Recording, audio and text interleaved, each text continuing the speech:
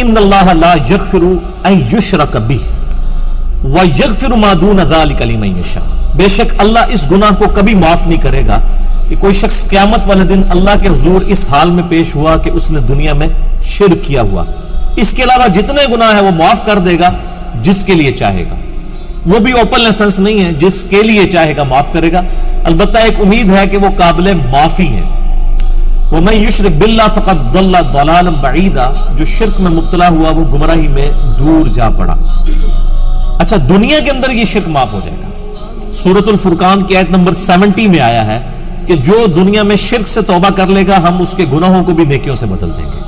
یہ یعنی اللہ کی رحمت کا غلبہ ہے. لیکن شرک کے معاملے میں اللہ تعالیٰ بہت, جس کو کہتے ہیں نا یہ شرک is the most sensitive issue in the sight of اللہ.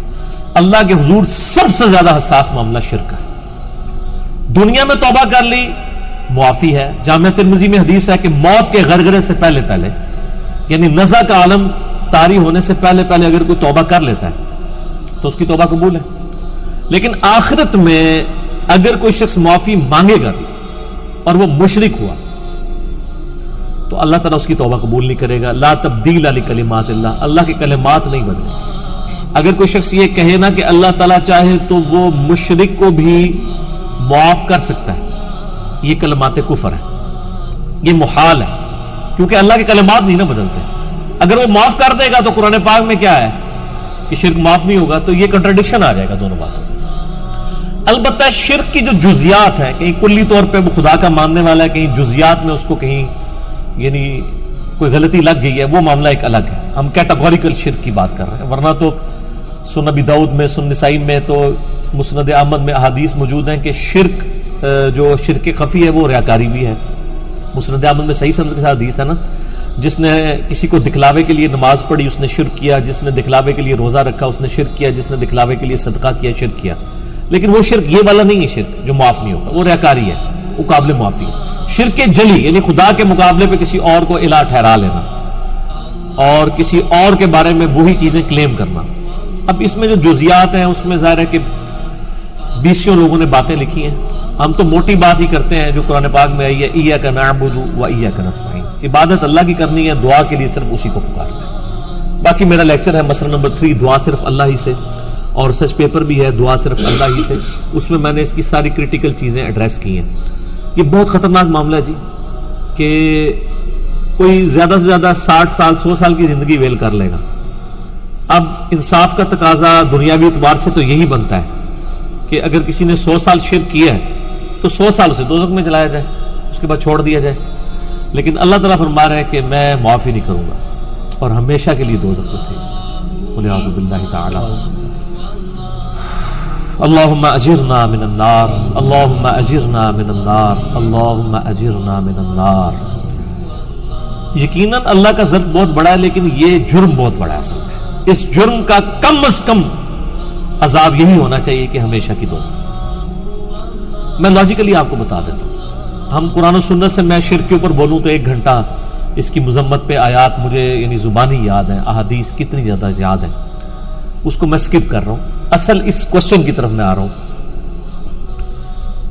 کہ دنیا میں جو شخص بھی پیدا ہوا ہے یہ ہو ہی نہیں سکتا کہ اس کی زندگی میں کبھی یہ کوشچن نہ ابھرے کہ مجھے کس نے بنایا ہے. یہ ایک ایسا سوال ہے جو ہر ذی شعور شخص کے دماغ میں ضرور آتا ہے. کوئی پاگل ہے وہ علیحدہ بات ہے, کسی کو کوئی ذہنی توازن بگڑ گیا وہ ایک علیحدہ مسئلہ ہے, اس کے اوپر گرفت بھی نہیں. وہ بخاری میں حدیث ہے 3 لوگوں پہ گرفت نہیں ہے, ایک پاگل کے اوپر, ایک چھوٹے بچے کے اوپر, اور ایک جو سویا ہوا شخص ہے اس دوران اس سے کوئی ایسی حرکت ہو جاتی ہے نیند کی حالت میں. بہرحال جب انسان اس دنیا میں شعور کی آنکھ کھولتا ہے, جب وہ ہوش میں آتا ہے تو پہلا کوشچن اس کے دماغ میں یہی آتا ہے کہ یہ سب کچھ کیسے چل رہا ہے, کون چلا رہا ہے اس کو. خدا تو ہر لمحے پہ اس کے لیے سگنلز بھیجتا رہتا ہے. وہ اپنے جسم کے اوپر غور کر لے, اپنے معاملات کے اوپر غور کر لے, خدا تک ضرور پہنچ جائے گا. کم از کم اتنی توحید تک پہنچے گا کہ مجھے کسی نے پیدا کیا. کیا کوئی شخص جب پیدا ہوتا ہے وہ اس کے اوپر تفکر نہیں کرتا کہ میں کتنا مجبور محض ہوں کہ میں کھانے پینے سے, نیند سے, پیشاب سے اپنے آپ کو آزاد نہیں کر سکتا, میرا اپنا جسم میرے کنٹرول میں نہیں ہے، میری مرضی کے بغیر میرا دل روزانہ 1,00,000 دفعہ دھڑک رہا ہے اور 10,000 لیٹر خون 1,00,000 کلومیٹر نسوں کی لینتھ میں ٹرانسفر کرتا ہے، کیا میرے ماں باپ نے مجھے پیدا کیا ہے؟ ان بیچاروں کو تو خود نہیں پتا، انہوں نے تو اپنا ایک معاملہ کیا اور اس کی پلنٹی اولاد کی شکل میں بھگتنی پڑ گئی، یا صدقہ جاریہ کی شکل میں، دونوں شکلیں ہو سکتی ہیں۔ ان بیچاروں کو تو پتہ بھی نہیں ہے، ایک عورت کو پتہ ہی نہیں ہے کہ کس طریقے سے بچے کی تخلیق ہو رہی ہے، اس کا تو اپنا کنٹرول ہی کوئی نہیں ہے۔ مرد کو نہیں پتا جو ماں باپ ہے۔ اور سورہ طور کے اندر اللہ تعالیٰ نے یہی تو سوال کیا نا کہ بتاؤ کہ تمہیں کسی نے نہیں پیدا کیا، بغیر پیدا کیے ہوئے پیدا ہو گیا، یقیناً پیدا کیا، اور کیا تم نے اپنے آپ کو خود پیدا کیا؟ نہیں، پھر تو کریٹر ہے۔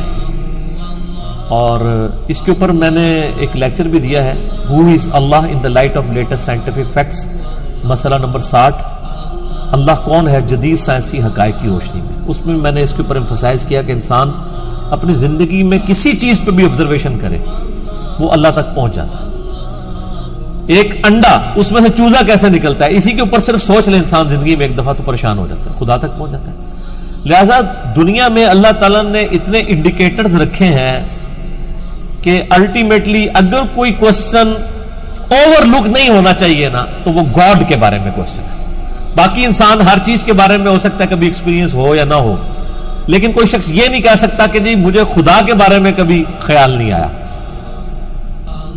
انسان جب پیشاب کرنے جاتا ہے تو پریشان ہو جاتا ہے کہ کھانا کھایا، مجھے پتا بھی نہیں ہے اس کھانے کی اسکروٹنگ کیسے ہونی ہے، اس میں سے خون کیسے نکلنا ہے، اس میں سے جو ہے وہ فضلہ بن کے جو فالتو چیزیں وہ کیسے نکلنی ہے اور ایک مینیجیبل فارم میں نکلنی ہے، اور وہ ایک سگنل آنا ہے اور اس سگنل کے اگینسٹ میں نے رسپانس کرنا ہے۔ میں اپنی مرضی سے اپنا پیشاب بھی نہیں روک سکتا، اگر وہ کئی لوگوں کی یہ حس ختم ہو جاتی ہے پیشاب روکنے کی، وہ پیشاب نہیں روک سکتے، مکمل وہ پیمپر باندھ کے رکھتے ہیں ہر وقت۔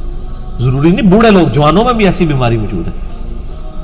تو الٹیمیٹلی ان ساری چیزوں پہ جب بندہ غور و تفکر کرتا ہے تو خدا تک پہنچ جاتا ہے کہ اس کائنات کو کسی نے بنایا ہے اپنی مرضی سے، اور اس نے اپنی مرضی تو دکھا دی ہے انسان کے اوپر، اور انسان کو ایسا مجبور بنایا کہ انسان اپنی میجورٹی چیزوں کے اوپر کوئی کنٹرول نہیں رکھتا، اپنے جسم کے اوپر کنٹرول نہیں رکھتا، اپنے اعضاء کے اوپر کنٹرول نہیں رکھتا، اپنے سانس کے اوپر۔ سانس آپ دیکھ لیں، 23,000 دفعہ پھیپھڑے سانس لیتے ہیں اور 23,000 دفعہ باہر نکالتے ہیں۔ اگر روزانہ ایک بندے کو خود 23,000 دفعہ سانس لینا پڑ جائے ایسے، میرا خیال ایک دن بھی نہیں لے سکتا، اور میری مرضی کے بغیر سانس چل رہا ہے۔ ابھی گردوں کی تو میں بات ہی نہیں کر رہا ہوں جو 25 دفعہ ڈائلیسس کر رہے ہیں۔ گردوں کا ڈائلیسس ڈسٹرب ہو جائے تو انسان سیدھا موت کے منہ میں، گردے فیل ہو جائیں۔ ایک ڈائلیسس کی قیمت تقریباً 8 سے 10,000 روپے مارکیٹ میں، 2.5 لاکھ روپے کا کام تو مفت کر رہے ہیں گردے روزانہ، اور مجھ سے پوچھے بغیر کر رہے ہیں۔ سر آپ لاکھ کہتے رہے جی میں گردے نو آرڈر کیتا تو چل پے نے، نہ بھائی ایڑا آرڈر گردے نو تو کیتا ہے نا، ذرا اپنی باقی اعضاء نو بھی کرتے انہوں نے ٹور کے دس، پھر منا گے تنو۔ اس طرح کچھ نہیں ہوتا، کسی کے کنٹرول میں کوئی چیز نہیں ہے۔ بڑے سے بڑے بزرگ کا پیشاب بند ہو جائے نا تو وہ پھر کسی مزار پہ نہیں اس کو لے کے جاتے، ڈاکٹر کے پاس ہی لے کے جاتے ہیں کہ سر کچھ کرو، اور ڈاکٹر بھی اس وقت تک کرتے ہیں جب تک وہ معاملات ہوتے ہیں، ورنہ جب ڈائلیسس پہ بندہ چلا جائے تو ڈاکٹر کہتے ہیں آپ ٹرانسپلانٹ پہ جائیں۔ ٹرانسپلانٹ پہ بھی بعض کا 2-3 دفعہ کراتے ہیں، وہ بھی نہیں کامیاب ہوتا، الٹیمیٹلی میڈیکلی انسان کی ڈیتھ ہو جاتی ہے۔ انسان اتنا مجبور ہے۔ آج یورپ اور امریکہ کے اندر سب سے بڑا کوسچن یہ ہے کہ کس نے ہماری مرضی کے بغیر ہمیں اس فیس آف ارتھ پہ، اس پلانٹ کے اوپر پٹ کر دی ہے، اس کی کیا ڈیمانڈز ہیں۔ یہ یعنی اب تو لوگ ڈسکشنز کرتے ہیں۔ ایک لڑکا مسلمان ہوا ہے یورپ میں، اس کی ہارڈلی عمر 16-17 سال ہے، لیکن وہاں کے 16-17 سال کے بچے کا انٹلیکچوئل لیول بہت ہوتا ہے۔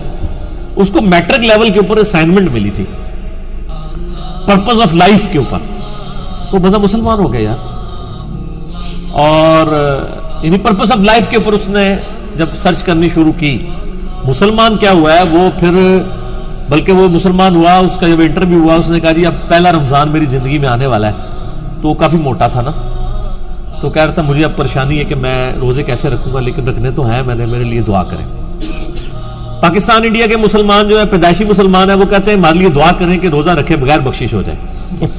وہ لوگ کہتے ہیں نہیں ہمارے لیے دعا کریں، ہم روزہ رکھنا چاہتے ہیں، اللہ تعالیٰ یعنی ہمارے ساتھ کوئی اسپیشل معاملہ کرتے ہیں۔ تو انسان اللہ تک پہنچ جاتا ہے۔ کئی جو نیو مسلمز ہیں اگر آپ ان کو دیکھیں، ان کی پوری پوری سٹوری سنیں، یہ سگنل ساروں کو آتے ہیں، لیکن جو اللہ تعالیٰ کو سیریس لیتا ہے نا خود، تو پھر اللہ تعالیٰ اس کو ہدایت بھی دیتا ہے، ورنہ سگنل سب کو آ رہے ہیں، کوئی نہیں کہہ سکتا مجھے سگنل نہیں آیا۔ ایون مسلمان جو ہے ان کی زندگی میں کیا ایسا نوجوانی میں ایسا لمحہ ہر بندے کی زندگی میں آتا ہے جب وہ سوچتا ہے کہ مجھے کسی نے پیدا کیا ہے، خدا ہے بھی ہے یا نہیں ہے، یہ کوشچن تو ہر بندے کے دماغ میں آتا ہے۔ الٹیمیٹلی پھر انسان جب تفکر کرتا ہے تو ایک کسی رزلٹ تک پہنچ جاتا ہے، تو آج بھی جو تصور کرے گا وہ پہنچ جائے گا۔ جزاک اللہ، جزاک اللہ، جزاک اللہ، جزاک اللہ۔